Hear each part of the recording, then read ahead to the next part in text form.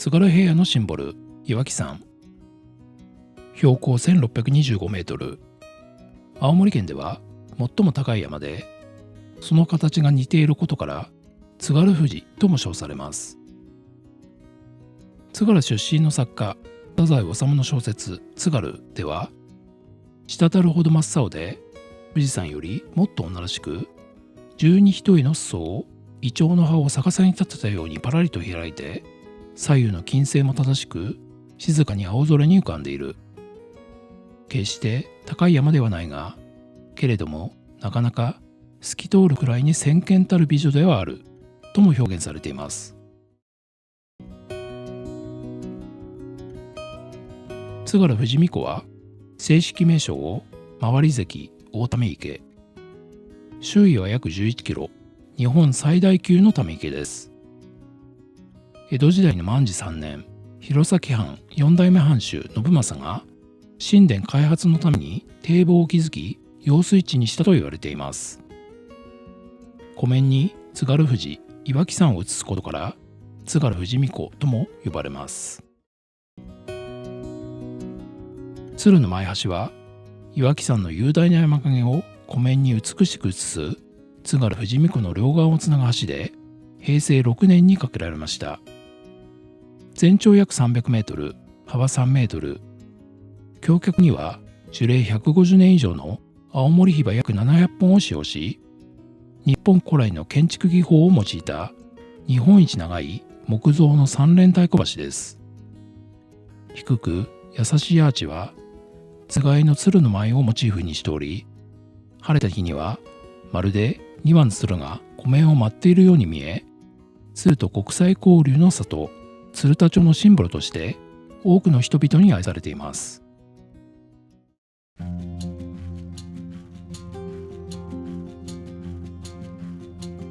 そんな岩木山、津軽富士見湖、鶴の前橋を一望できる唯一無二の絶景宿、それが津軽富士見荘です。津軽富士見荘は創業昭和50年、当初は国民年金保養センターとして開設されました。平成16年4月に改修後、平成22年民間へと事業継承されています。現在の津軽富士見荘は2階建て、客室は全13室。敷地内の地下925メートルから湧出する単褐色透明の自家源泉を利用する一軒宿です。客室、ロビー、大浴場とあらゆるところから見晴らせる鶴の前橋の絶景は、この後たっぷりとご紹介します。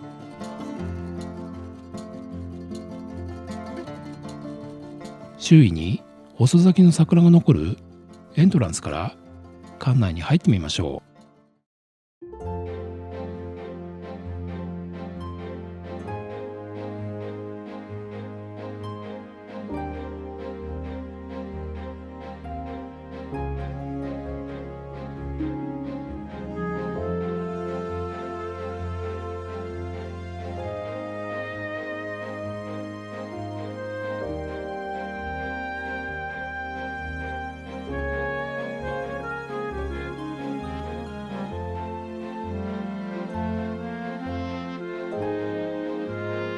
館内図です。レストランや売店などの施設は1階に、客室は2階にあります。夕食と朝食のレストラン会場、鶴の舞。食事の時はこちらからも鶴の前橋が見えます。レストランではランチもいただけます。地元鶴田町の工芸品、鶴田焼。こちらは販売もされていました。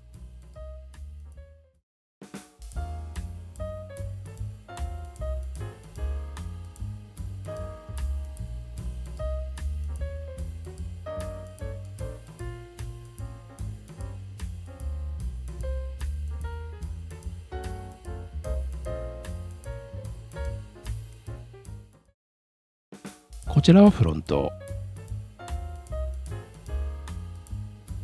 津軽富士見荘では日帰り入浴も可能です。入浴料金は大人500円となっています。フロント前にもおつまみや石鹸などが売られていました。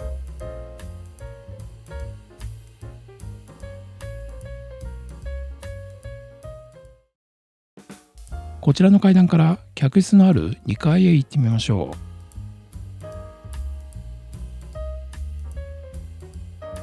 エレベーター前にはお皿が飾られていました。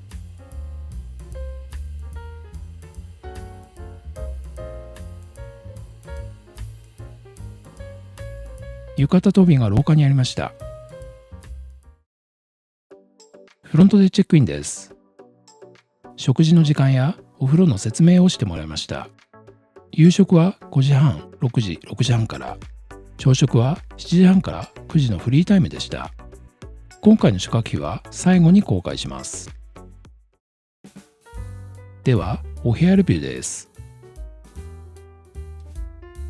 はい、今回のお部屋は206号室椿というお部屋になります。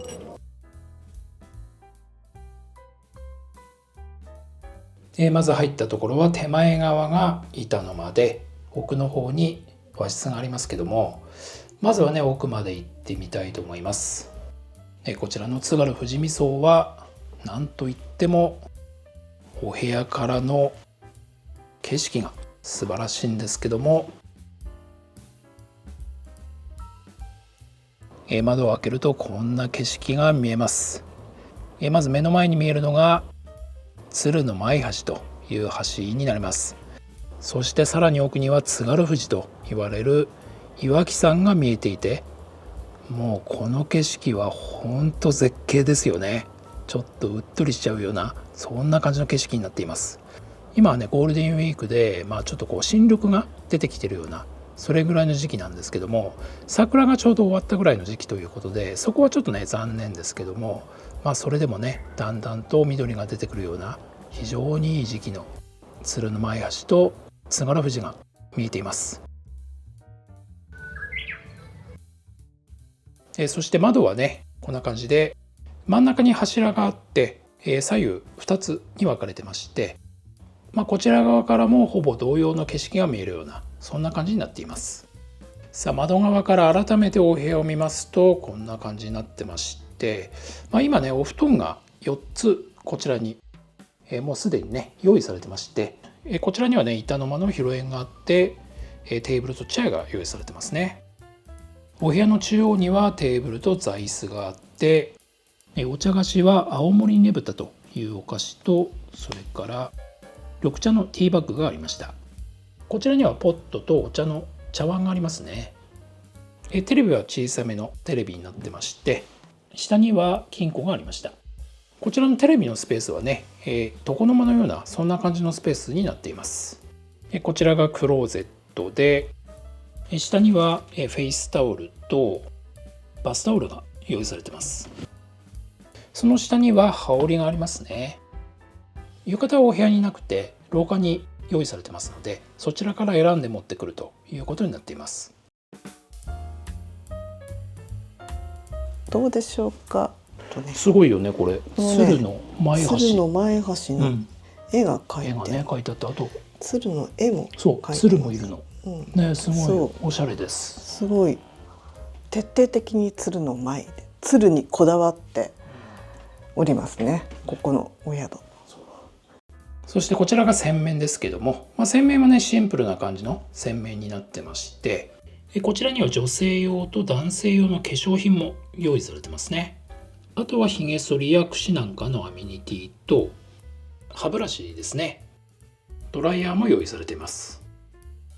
トイレはこんな感じの一般的なウォッシュレット付きのトイレとなっています。こちらはね床の間のようなスペースですけども、掛け軸と、そして下には冷蔵庫はこんな感じですね。お部屋で Wi-Fi が利用できます。通信速度 38Mbps でした。携帯の電波はね若干弱めですね。大浴場をご紹介します。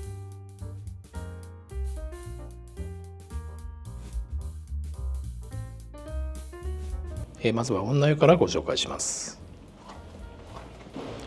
こちらが女湯の脱衣スペースとなりますけども、お部屋の数がね13で、日帰りがあることを考えても十分かなというふうに思います。こちらには洗面がありまして、こちらは売店で売られている化粧品のお試しができるということになってますね。あとはドライヤーがありました。こちらにはトイレがありますね。温泉の成分表ですけども、源泉名は大沢温泉、 pH が 6.6 のナトリウム塩化物炭酸水素塩泉ということになっています。緩和されていますけども、ろ過消毒なしのね源泉 100% かけ流しということになっています。ではお風呂に行ってみます。入るとすぐにこちらにかけ湯があります。湯船は全体がね石造りのかなり広めの10人ぐらいはゆったり入れそうな湯船になってまして、そしてもう一見して奥の方に鶴の前橋が見えています。実はね今立った状態ではこんな感じで見えますけども、湯船に入るとこんな感じでちょっと見えなくはなっちゃいますね。目隠しが真ん中ぐらいまでありますので、これはしょうがないのかなという感じはします。お湯は若干茶色い感じには見えますけども、基本的にはほぼ無色透明で無臭なお湯かなというふうに思います。こちらの湯口から源泉かけ流しになっているということですね。こちらにはねしっかりと手すりと段差もありまして、バリアフリーにも配慮されているということになります。洗い場はこちらとこちら側に十分な数用意されてますね。シャンプー類はエコロジー&セーフティーになっています。続いて男湯をご紹介します。こちらが男湯の脱衣スペースとなりますね。広さはほぼ女湯と同様かなというふうに思います。洗面もほぼ同様ですね。ドライヤーも用意されています。そしてこちらにはねお手洗いがありました。ではこちらからお風呂に行ってみます。入り口にはこんな感じでかけ湯が用意されています。こちらが男湯ということになります。こちらもね石造りのお風呂ですけども、先ほどの女湯よりも少し広い感じに見えますね。ただ景色はほぼ同様にこの鶴の前橋が見えています。こちらもね下の方に目隠しがありますので、立ち上がった状態であれば鶴の前橋が見えますけども、実際にお風呂に入った感じだとこんな感じになりますので、見えなくなるようなそんな感じになってますね。こちらも同様に源泉はこちらの入り口からかけ流しになってまして、結構な量の源泉がオーバーフローしてますね。洗い場もほぼ同様ですね。十分な数用意されてますね。鶴の前橋を渡ってみることにしました。橋の手前には撮影スポットがありました。もうちょっと奥行く？もうちょっと。おお、いいね。またうわすげえ絶景だ。絶景だね。すごいね。鶴のが羽を開いてるような休んでるっていう、ね、ちょうど今夕方で太陽に照らされてなんか金色に光ってるみたい。そうだね。この橋がね橋がすごいツヤツヤだよね。ねえすごい綺麗に光ってる。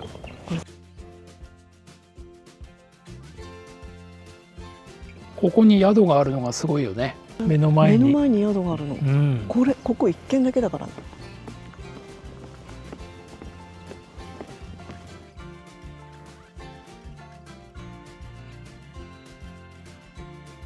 橋に関しては3期に分けてね工事がされてまして、7年の9月から8年の3月まで通行止めになります。それが終わると令和8年の4月からはもう完全に工事終了して全体がね新しい橋になるということみたいですね。では橋を歩いてみましょ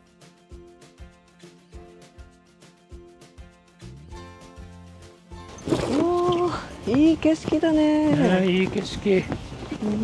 すごい。確かにねこうやって歩いてると結構ね板がベコベコへこんだりとか、結構なんか薄い感じになってて怖いんですよね。こんな感じで。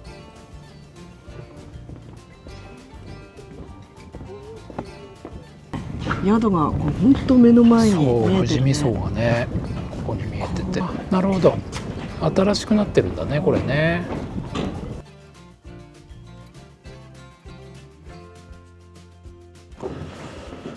おー、すごい景色。水面がすぐ近くにあってめちゃくちゃいい景色です。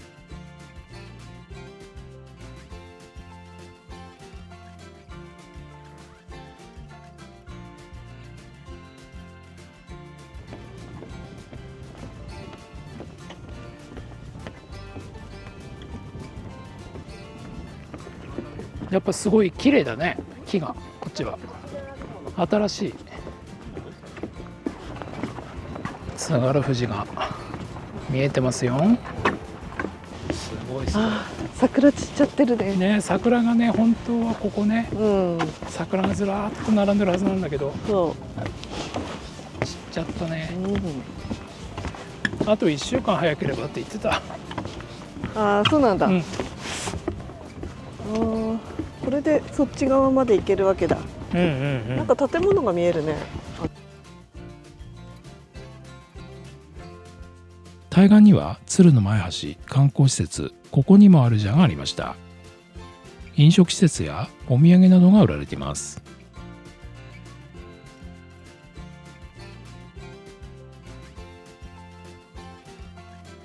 公園もありました。子供の遊びの施設や鶴のオブジェがありました。さて、旅館側に戻ってきて丹頂鶴自然公園へ行ってみました。ここでは国の特別天然記念物に指定されている丹頂を柵越しに間近で見ることができます。うわ、鶴がいる。うわ、すごい優雅な感じ。いる。あ、鶴だよ。大きいね、やっぱ。大きい。1羽だけいるの。1羽だけだ。なんだっけ、天然記念物なんだよね。あ、そうなんだ。うん、天然記念物だから保護してんだと思う。丹頂鶴の慰霊碑だ。あ、鎮本当だ、魂鎮魂碑。鎮魂碑。こんな感じで番号が振られてるんだ。ほら、丹頂クイズ。どうしたか。丹頂の頭はどうして赤いのでしょうか。3番、誰かに塗られた。これ、おお、本当だ。皮膚の色が赤いんだ。あ、そういたいた。1羽ずついるんだよ、多分。そっか。鶴次郎だって。ああ、名名前がある前がついてんだ。2007年生まれだから、もう18歳ぐらいだよ。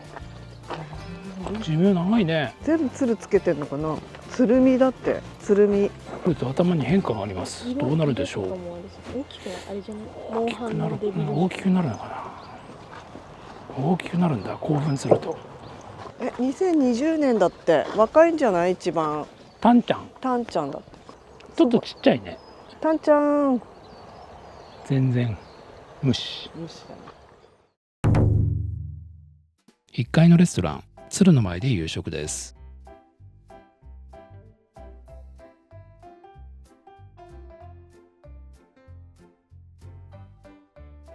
はい、まずはビールで乾杯。美味しい。景色すごいね。すごいね。すごい景色だ。今6時半だけど、ちょっとライトアップね、して。し始めたね。そう。夜はまた景色変わると思うよ、多分。昼間がすごい雨だったのね。そうそうそうそう。大雨ね。で、チェックインぐらいから晴れてきてね。で、今は結構いい天気。いい感じになってきました。さすがですね。すごいな。すごいね。いろいろね、うんお膳でドンともう出されてる感じなんだけど、いろいろあります。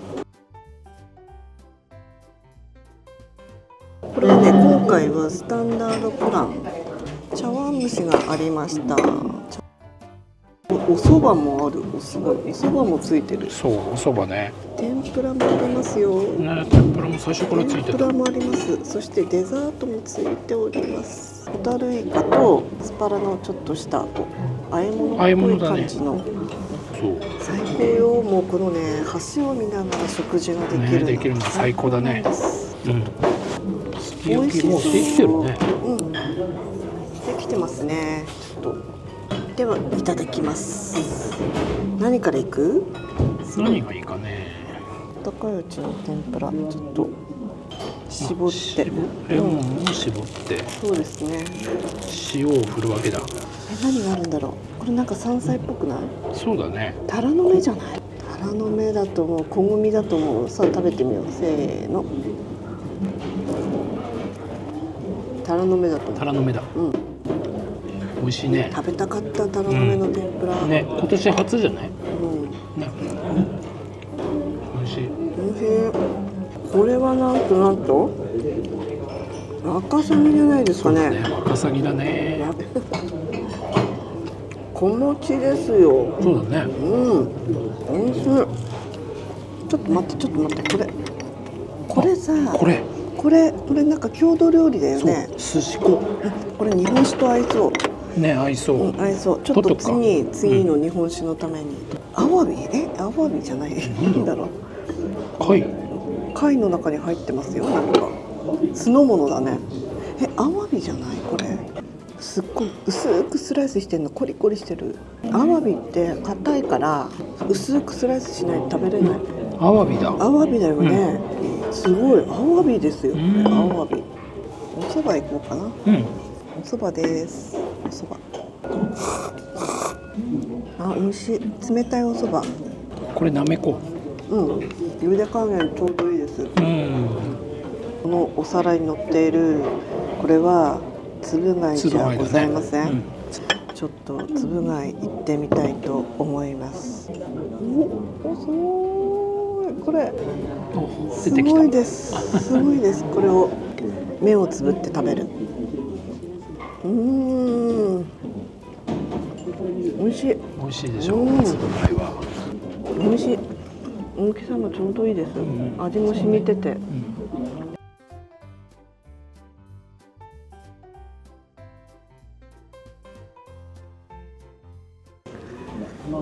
さてすき焼きいきますよ。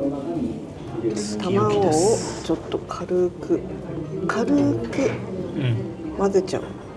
美味しそうです。久しぶりのすき焼き。これはご飯が欲しくなるね。そうだね。最後にこの残った卵をご飯の上に混ぜて食べると最高って感じがしない。おいしい。これがね、スチューベンのブドウジュース。スチューベンっていうブドウのね。小さい種なしブドウだよね。濃厚でね、ちょっと酸っぱめのブドウジュースです。ホタルイカいきます。ホタルイカとアスパラと一緒に行こうかな。ホタルイカもここは取れるのかな。どうなんだろう。ね、どうなんだろうね。イカといえば八戸って感じがするけど。プチプチですよ。ホタルイカね。ちっちゃいよね。美味しいよね。美味しい。お刺身もあるんですね。タイとタコとマグロ。何個か。タコ行ってみよう。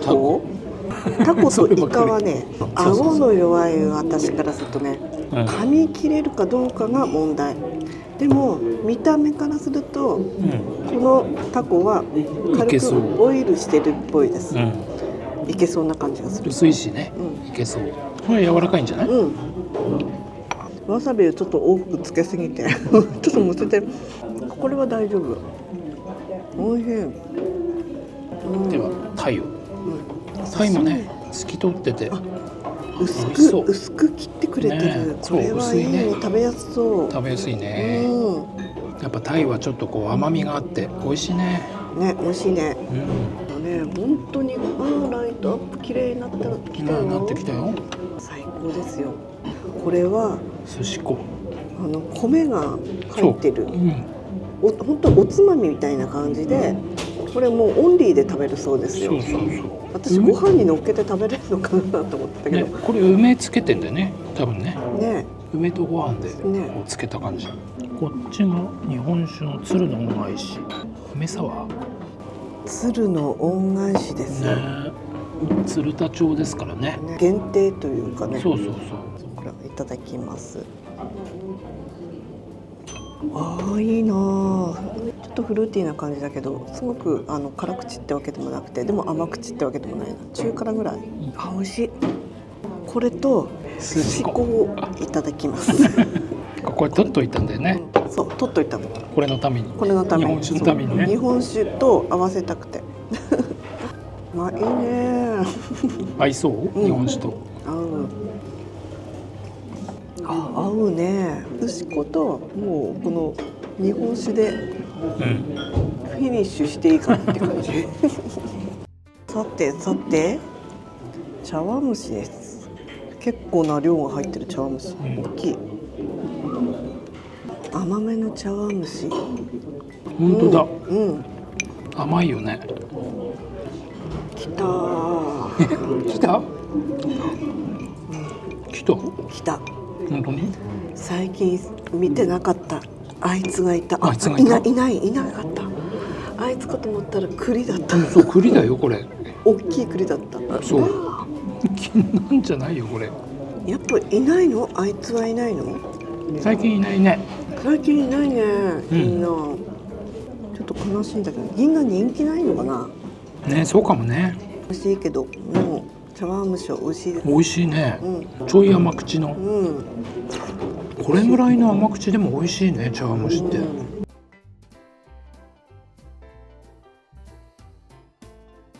このお魚どうだろう？サワラ？サワラ？もう西京漬けみたいな感じの色してるんだけど、多分サワラだよ。サワラかな？西京漬けのような。あ、美味しい。しっかり味がついてる。西京漬けだと思うけどね。ね、それっぽいよね。味噌焼きかもしれないけど。ご飯と一緒にね。これはね。ご飯が進む料理をあまり出してほしくない。朝だけにしてほしい。食べ過ぎちゃうからね。そう、食べ過ぎちゃう。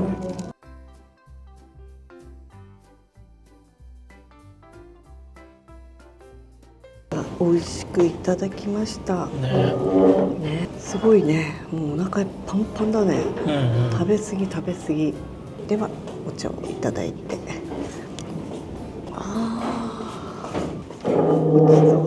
ごちそうさまでした。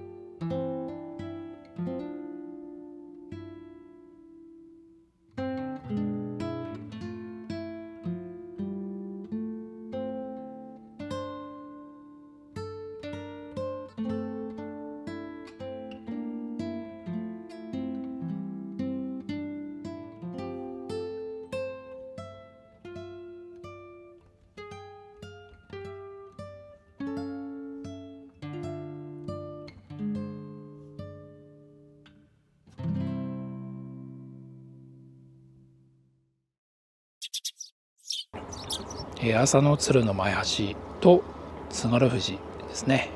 昨日のね夕方太陽が反射して光ったような感じには見えてましたけども、で夜はライトアップされていて、朝は逆にねこの山が、朝日に照らされて非常に綺麗に見えていて、時間によって表情が変わるこの鶴の前橋、まさに絶景ですよね。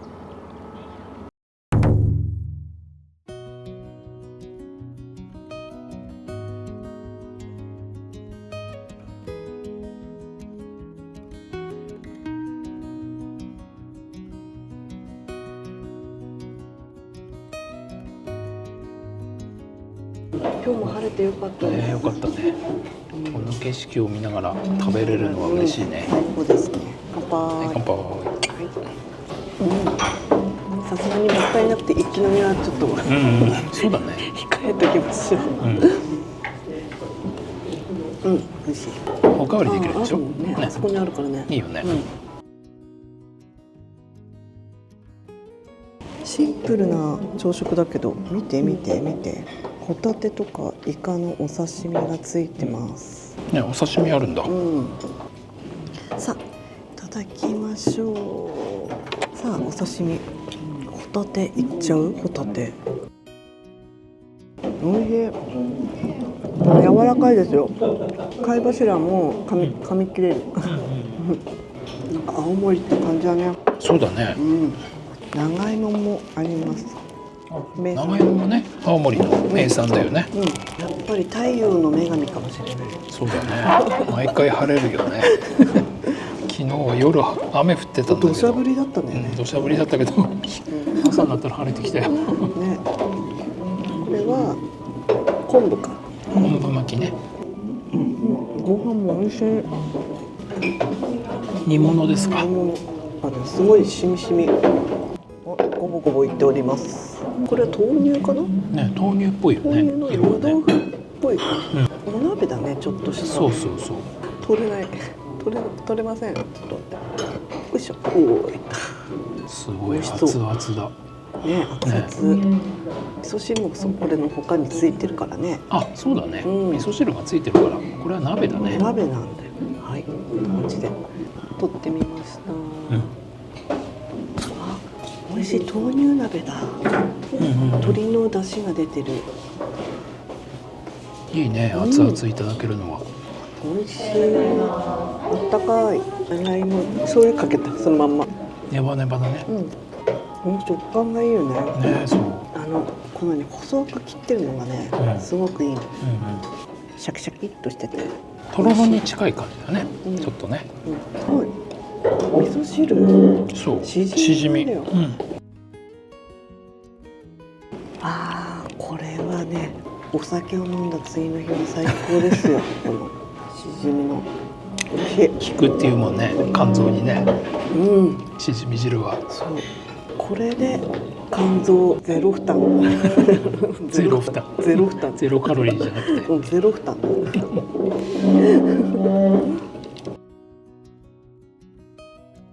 ということで全部食べました。今日は完食です。完食です。美味しかったね。ごちそうさまでした。フロントでチェックアウトです。今回の宿泊費は大人2人で4万円でした。青森県大沢温泉津軽富士見荘いかがでしたか？津軽富士、富士見湖、そして鶴の前橋を見晴らせるまさに唯一無二の素晴らしい宿泊でした。これからもいろいろな宿をご紹介してまいりますので引き続きご覧ください。